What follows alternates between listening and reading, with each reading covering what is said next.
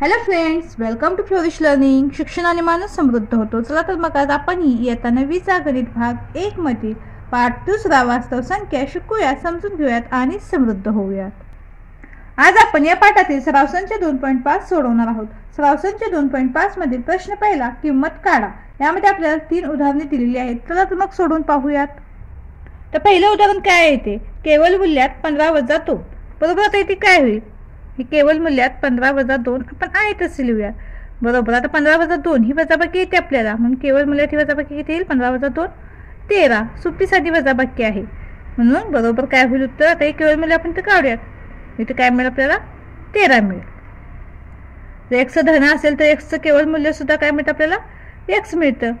म्हणजे आता हे धन 13 आहे तर केवळ मूल्याच्या बाहेर सुद्धा आपल्याला काय मिळेल, धन 13च मिळेल. तर पहिलं उदाहरण आपलं इथं झालेलं आहे. उत्तर किती मिळालं आपल्या इथं, ते 13 मिळालेलं आहे. यानंतर दुसरं उदाहरण आहे, केवळ मूल्यात 4 वजा 9. बरोबर. आता इथे सुद्धा काय होईल, केवळ मूल्यात 4 वजा 9 आपण तर आहेच तसं लिहिलं. बरोबर. आता इथे काय होईल, तर 4 वजा 9ची काय होईल, तर वजाबाकी होईल. तर 4 लहान आहे, 9 मोठा आहे, तर काय होईल, लहान संख्येतून मोठी संख्या वजा करत असताना ऋण चिन्ह येईल. म्हणजे काय होईल, ऋण 5 येईल. म्हणजे 9 वजा 4 आपले आहे तसे होतील आणि चिन्ह मोठ्या संख्येचं. मोठी संख्या काय आहे, 9 आहे. 9ला कोणतं चिन्ह आहे, तर ऋण चिन्ह आहे, म्हणून उत्तराला ऋण चिन्ह येईल. आता ऋण 5 केवळ मूल्य आपल्याला काय मिळेल, तर ऋण 5च मिळेल. आणि काय होईल, हे ऋण चिन्ह आहे तसं येईल. काय होईल, ऋण कंसामध्ये ऋण 5. तर हे असं काय मिळालं आपल्याला, तर x जर ऋण असेल तर x केवळ मूल्य हे x ची विरुद्ध संख्या एवढं असतं. म्हणून आता काय होईल, हे ऋण ऋण काय होईल, धन होईल. बरोबर. काय मिळेल आपल्याला, धन 5. म्हणून केवळ मूल्य 4 वजा 9. बरोबर. उत्तर काय मिळालं आपल्याला, 5 मिळालं. यानंतर पुढील उदाहरण आहे, केवळ मूल्यात 7 गुणिले केवळ मूल्यामध्ये ऋण 4. बरोबर. आता इथे काय होईल, हे 7 आहे ते शिथिल गुणिले हे काय होईल, ऋण 4 आहे, तिथं धन 4 मिळेल आपल्याला. का बरं, तर काय म्हणलेलं आहे, जर x ऋण असेल तर x केवळ मूल्य हे x ची विरुद्ध संख्या एवढं असतं. म्हणून ऋण 4 ची विरुद्ध संख्या आपल्याला तर 4 घेतलेली आहे.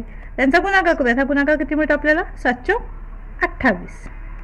म्हणून उत्तर किती आलं आपल्या इथं, 28 आलेलं आहे. तर प्रश्न 1 मधील ही तिन्ही उदाहरणं आपली इथं झालेली आहेत.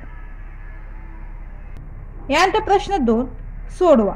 यामध्ये आपल्याला 4 उदाहरणे दिलेली आहेत. आता इथे दुसऱ्या उदाहरणातील पहिला प्रश्न आहे, केवळ मूल्यात 3x वजा 5 बरोबर 1. तर आपण ते काय करूयात, आपल्या आहे त्या पद्धतीने सोडूयात. तिथे काय होईल, हे 3x बरोबर काय होईल, आता हे 1 आहे तसं राहतील, हे ऋण 5 आहे, तिकडे काय होईल, धन 5 होईल. आपण हे 3x आहे तसं लिहिलं, हे 1 आहे तसं लिहिलं, हे ऋण 5 आहे तिकडे बरोबर चिन्हाच्या अलीकडे काय झालं, धन 5 झालं. बरोबर. आता इथे काय होईल, 3x आहे तसे बरोबर यांची बेरीज होईल, 1 आणि 5 6. म्हणून x बरोबर काय होईल, 6 भागिले 3. हे 3 याला गुणिले तिकडे काय होईल, भागिले होईल. म्हणून x बरोबर काय मिळेल आपल्याला, 2 मिळेल. आणि 3 आपण 6ला भाग दिला तर काय मिळेल आपल्याला, x बरोबर 2 मिळेल. तर ही x ची एक किंमत मिळाली. किंवा अजून आपण काय करू शकतो, x ची अजून एक किंमत आपल्याला ते मिळू शकते. किंवा आता काय होईल, हे 3x वजा 5 आहे तसे राहतील. बरोबर. आता हे धन 1 आहे ते आपण तर काय करूयात, ऋण 1 घेऊया. कारण केवळ मूल्याच्या किमतीमध्ये आपण तर धन 1 ही जी किंमत आहे ती धन किंवा ऋण दोन्हीमध्ये असू शकते. म्हणून आपण काय करूयात, इथं ऋण 1 घेतलं. आता काय होईल, हे 3x आहे तसे राहतील. बरोबर. हे ऋण 1 आहे तसे लिहूयात. आता हे ऋण 5 आहे तिकडे काय होतील, धन 5 होते. या पद्धतीनेच फक्त आपण सोडत आहोत. तिथं फक्त चिन्ह बदललेलं आहे. तर धन 1 आहे तर ऋण 1 आहे. तर 3x आपण आहे तसं लिहिलं, हे ऋण 5 आहे तिकडे धन 5 झालं. म्हणून पुन्हा काय होईल, हे 3x बरोबर आता वजा 1 आणि अधिक 5, याला ऋण चिन्ह याला धन चिन्ह आहे, म्हणजे यांची काय होईल, वजाबाकी होईल. आणि चिन्ह मोठ्या संख्येचं, म्हणून 5 वजा 1 4.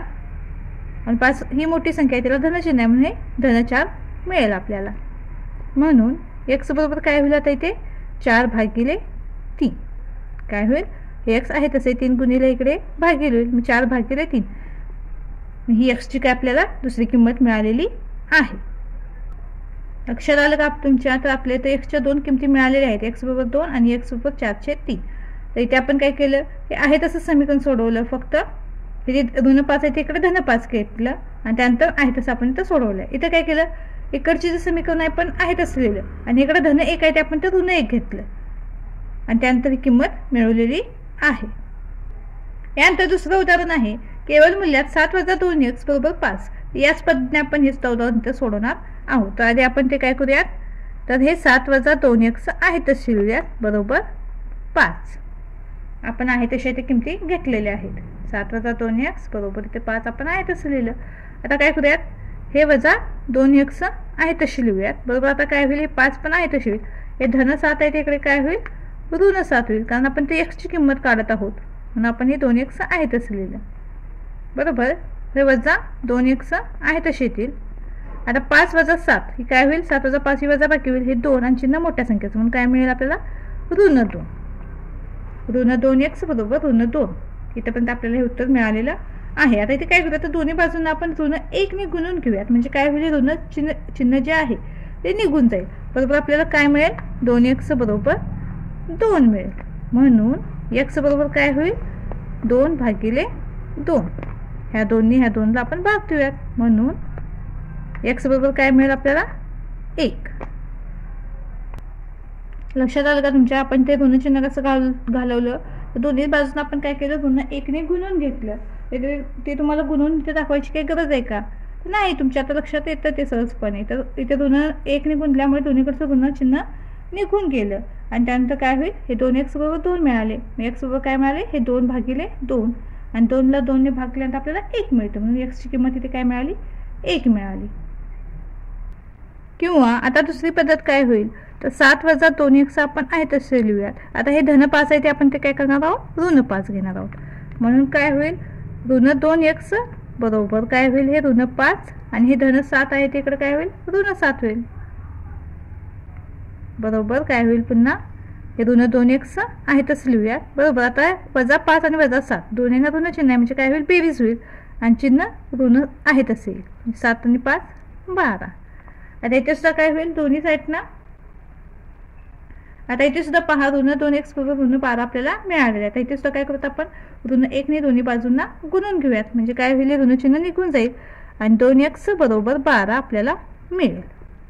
म्हणून काय होईल, x बरोबर 12/2. हे 2 याला गुणिले तिकडे भागिले होतील म्हणून x बरोबर काय मिळेल आपल्याला, 2 ने 12ला भागलं तर 6चा भाग बसतो म्हणून x बरोबर 6 हे उत्तर आपल्याला तर मिळेल.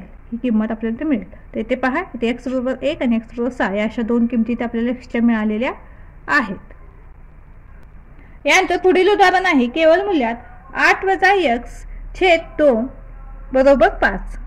आता इथे सुद्धा काय होईल, तर हे 8 - x आपण आहे तसे लिहूयात बरोबर. काय होईल, आता हे या 5ला हे जे 2 इथे छेदामध्ये आहे भागिले आहे तिकडे गुणिले होईल 5 × 2. आपण ते केवळ मूल्य चिन्ह काढलेलं आहे, 8 - x आहे तसं लिहिलं बरोबर. हे 5 आहे तसे, हे 2 इकडे भागिले तिकडे काय होईल बरोबर, चिन्हाच्या पलीकडे जाऊन गुणिले होईल म्हणून 8 - x बरोबर 5 × 2 = 10. म्हणून इथे काय होईल, वजा x. इथं एक्सला ऋण चिन्ह आहे त्यामुळे ऋण x आहे तसं राहील बरोबर. हे 10 आणि हे धन 8 आहे तिकडे काय होईल, ऋण 8 होईल म्हणून काय होईल, ऋण x बरोबर 10 - 8 किती, 2. आता काय करूया, दोन्ही बाजूंना इथे सुद्धा आपण वजा 1 ने गुणून घेऊयात कारण चलपदाला कधीही ऋण चिन्ह असं नसतं.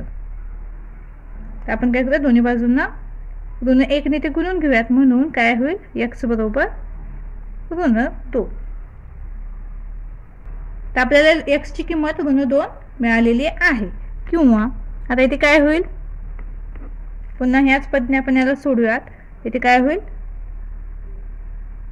तर हे 8 - x आपण आहे तसं लिहूयात बरोबर. हे काय होईल, आता हे धन 5 आहे तिथं ऋण 5 घेऊयात आणि हे भागिले 2 आहे तिकडे गुणिले 2 होतील बरोबर. 8 - x आहे तसे बरोबर.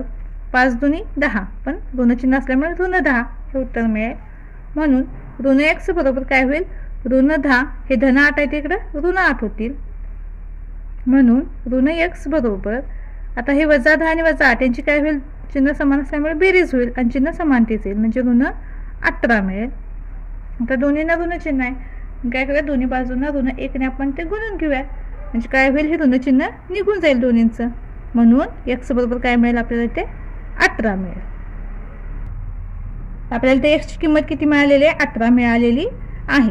इथे एक्सची ऋण 2 आणि एक्सची 18 अशा दोन किमती ते मिळालेल्या आहेत.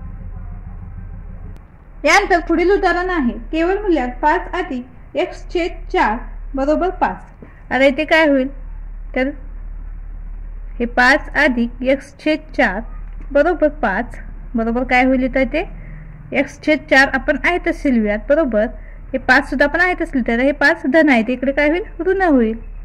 म्हणून x/4 बरोबर हे 5 वजा 5 काय होईल? 0 होईल. म्हणून x बरोबर काय होईल?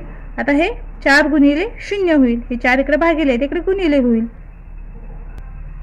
म्हणून x बरोबर काय मिळेल आपल्याला? 4 गुणिले 0 0, कारण कोणत्या संख्येला आपण 0 ने गुणल्यानंतर आपल्याला उत्तर 0 मिळतं. म्हणून ते x ची किंमत किती मिळाली? तर 0 मिळालेली आहे. किंवा काय होईल? आता इथे हे 5 अधिक x/4 बरोबर हे ऋण 5 होईल. म्हणून x/4 बरोबर हे ऋण 5 आणि हे काय होईल? धन 5 आहे ते सुद्धा इकडे सुद्धा काय होईल? ते जाऊन ऋण 5 होईल.